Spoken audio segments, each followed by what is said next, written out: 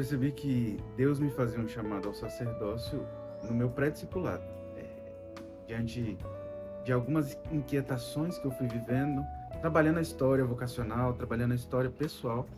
Eu fui identificando dentro da minha história um chamado específico ao sacerdócio, um chamado que eu nunca imaginei, nunca quis, mas que fui constatando, né? Nesse processo de cura interior, reconciliação com a história, fui constatando que Deus me chamava para um chamado específico.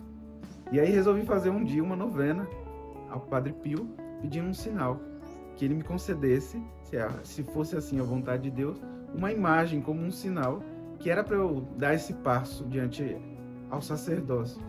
E aí, para minha surpresa, ao término dessa novena, eu recebi uma imagem, vinda de um lugar que eu nem imaginava, de uma pessoa que eu nunca imaginei, e eu fiz essa novena em silêncio. Então, diante desse grande sinal, eu não pude mais esconder, não pude mais fugir, né?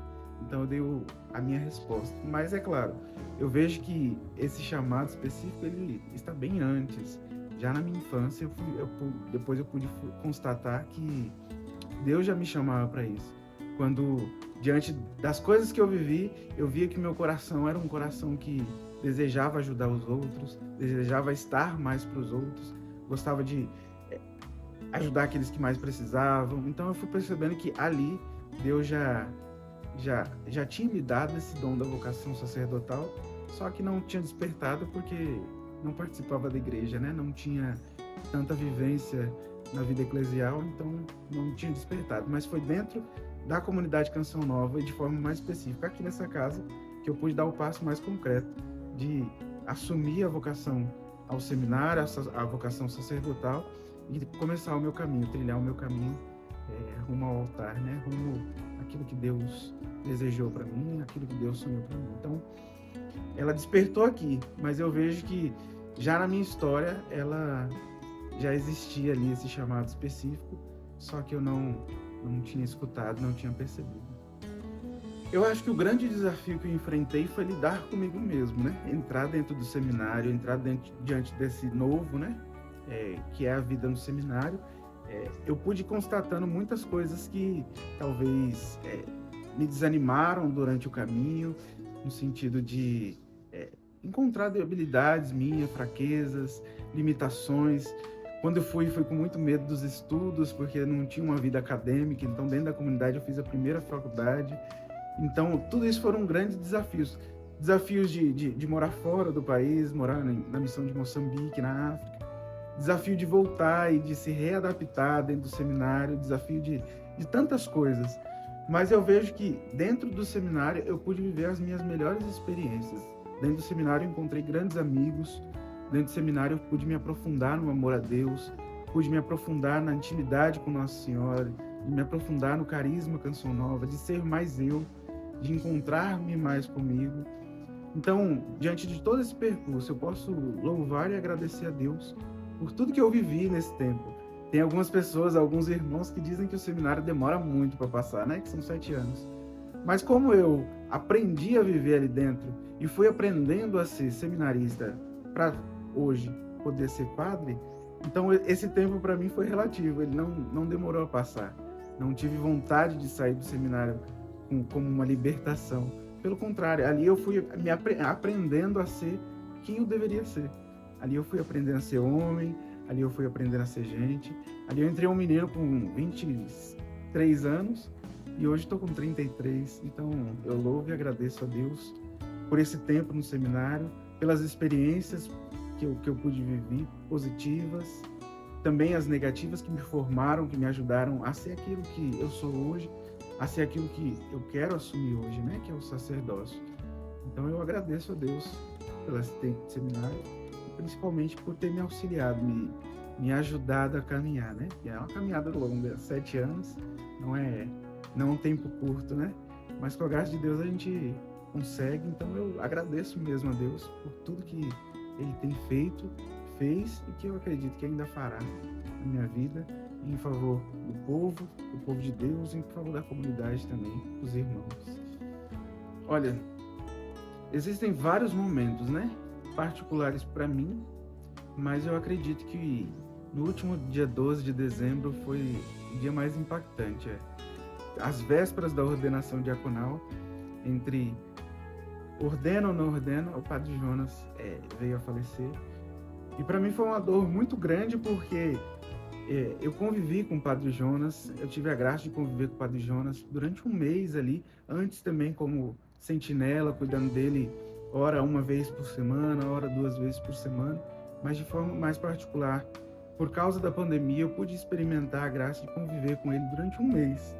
E ali tocar no padre Jonas, que é brincalhão, que cuida, que é atencioso, que é bem-humorado, que é um homem de oração, que busca agradar a Deus em tudo. E ali, quando eu me despedi dele, ele disse assim: não vejo a hora de colocar a história em você. E aí, tocar nesse dia 12 de dezembro, em que ele veio a falecer, é claro que foi um momento muito forte para mim, porque humanamente eu já pensei, não cumpriu com a promessa que o Senhor fez. Mas depois eu fui vendo que, pelo contrário, eu posso contemplar em mim esse grande fruto do sacerdócio do padre Jonas, né? Então, essa primeira semente, ele morreu, foi semeado, eu sou o primeiro fruto, eu e Felipe.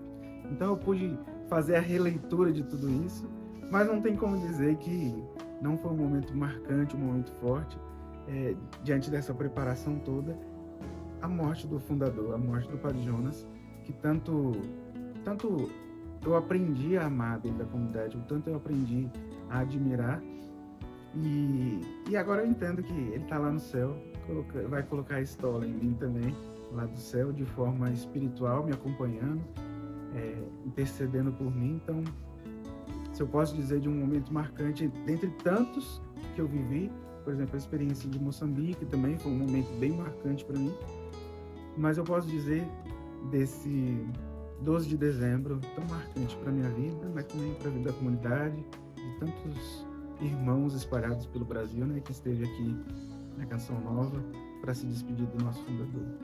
O que o povo de Deus pode esperar? Um padre que esteja no meio, como o Papa Francisco diz, né? Um padre que tenha cheiro de ovelhas, um pastor que tenha cheiro das ovelhas. Então pode contar comigo para que eu seja um padre atento, atencioso, disponível, mas principalmente um padre que aponte ao céu, um padre que queira levar as pessoas para o céu, que aponte a santidade, que denuncie o pecado, que mostre aquilo que é a vida cristã, aquilo que é o ideal de Jesus para cada um de nós, que é a santidade. Um padre que seja extremamente apaixonado por Cristo, apaixonado pela Eucaristia, apaixonado pelos mistérios de Cristo, dispensador dos sacramentos de Cristo. Espere um padre que esteja próximo, um padre que ame, acima de tudo, a Cristo e ao povo que a ele pertence. Então é isso que eu acho que você pode esperar de mim e você pode esperar do futuro Padre Lucas. Me ajudem a ser santo, me ajudem a caminhar na vontade de Deus. Que se eu errar, que me corrijam, não tenham medo de corrigir, não tenham medo de se aproximar e dizer: olha, padre, o senhor está indo por um caminho errado, vem por aqui, ó. Aqui que é o caminho certo. Eu não tenho dificuldade, não tenho medo, não tenho receio de me colocar sob a proteção dos irmãos, porque os irmãos me protegem, a comunidade me protege. Eu não seria padre se não fosse a comunidade. E se fosse para ser padre fora, eu não gostaria de ser. Então, eu conto com a comunidade Canção Nova, eu conto com os irmãos de comunidade, eu conto com os casais, eu conto com os solteiros, eu conto com os celibatários, com os seminaristas, com as crianças na comunidade, para que me faça mais santo. Que eu não esqueça o objetivo e o ideal que me trouxe até aqui, a santidade. Então, eu conto com a comunidade, conto com cada um de vocês, meus irmãos de comunidade, e também o povo de Deus. Foi ela que tudo fez na minha vida. Já quando eu era pequenininho, eu era acometido por uma enfermidade no ouvido que sempre inchava, e aí eu ia no médico, ninguém descobria o que era. Aí eu lembro que uma dessas idas e vindas ao hospital, lá na Brigadeira, na Travessa com a Paulista, na Avenida Brigadeiro, Luiz Antônio, em São Paulo, eu entrei numa igreja. Aos 11 anos, eu pedi para minha mãe entrar numa igreja na Imaculada Conceição, ali na Brigadeira. E aí eu lembro muito nitidamente que eu ajoelhei e rezei ali para Nossa Senhora. Então esse foi o meu primeiro contato, assim, que eu lembro com a igreja, de forma específica com Nossa Senhora. E aí lá com uns 14 anos, quando eu decidi fazer catequese, que foi longe, comecei tarde, foi através de uma imagem de Nossa Senhora de Fátima, que minha tia reuniu umas senhoras do grupo para rezar o texto na casa dela e eu fui. E ali aquela imagem me tocou profundamente. Viver essa preparação para o sacerdócio dentro dessa casa, a casa de Maria, a casa onde tudo começou na Canção Nova, é uma resposta de Deus para tudo aquilo que eu vivi, por tudo aquilo que Nossa Senhora fez por mim. Eu costumava dizer no caminho vocacional que quando todo mundo desistiu de mim, Nossa Senhora disse para o filho dela: acredita, ele vai dar certo. Então eu não posso ver a minha vocação, não posso ver a concretização do sacerdócio na minha vida sem a intercessão e o cuidado materno de Nossa Senhora, que é tão caro para mim, tão caro ao meu coração. O Senhor esteja convosco. Ele está no meio de nós. Que desça sobre vós, também sobre as suas intenções, sobre a sua vocação, sobre aquilo que você traz no coração, sobre a sua família. A bênção do Deus Todo-Poderoso, Pai, Filho e Espírito Santo. Amém.